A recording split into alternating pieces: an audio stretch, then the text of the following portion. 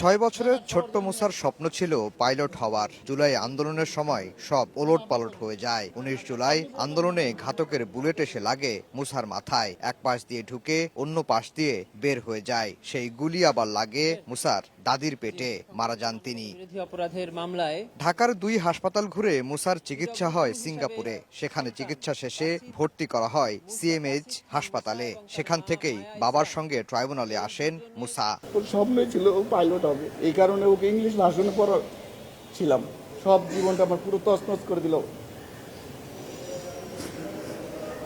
সোমবার বাবা যখন কাঠগড়ায় দাঁড়িয়ে সাক্ষ্য দিচ্ছিলেন, মুসা তখন এজলাসের বেঞ্চে নিথর হয়ে শুয়েছিলেন।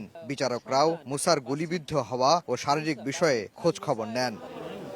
মুসার উন্নত চিকিৎসা এবং গুলির সঙ্গে জড়িতদের দৃষ্টান্তমূলক শাস্তি দাবি করেন বাবা। ছেলেটার যাতে উন্নত চিকিৎসা হয়, ওর কোনো চিকিৎসাতে যাতে কোনো প্রকার অবহেলিত না হয়, এতটুকু আমার সরকারের কাছে দাবি। ইউএন রিপোর্ট এবং আমরা ট্রাইব্যুনালে তদন্ত শেষে যে রিপোর্ট দিয়েছি এবং বাংলাদেশের পত্রপত্রিকা সহ সারা দেশে জুলাই গণঅভ্যুত্থানের যে রিপোর্ট এসেছে, সেই রিপোর্টের সত্যতাই আজকে এই সাক্ষীর মাধ্যমে প্রস্ফুটিত হয়েছে।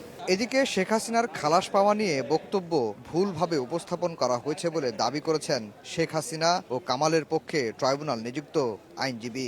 এক শ্রেণীর অসাধু ইউটিউবাররা বিভিন্নভাবে বিকৃত করেছে, যেটার জন্য আমি তাদের প্রতি নিন্দা জানাই।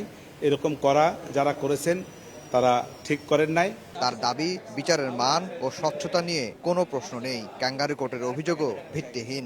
আমি মনে করি না যে এই কোর্ট কোনো ক্যাঙ্গারু। আফজাল হোসেন, সময় সংবাদ, ঢাকা।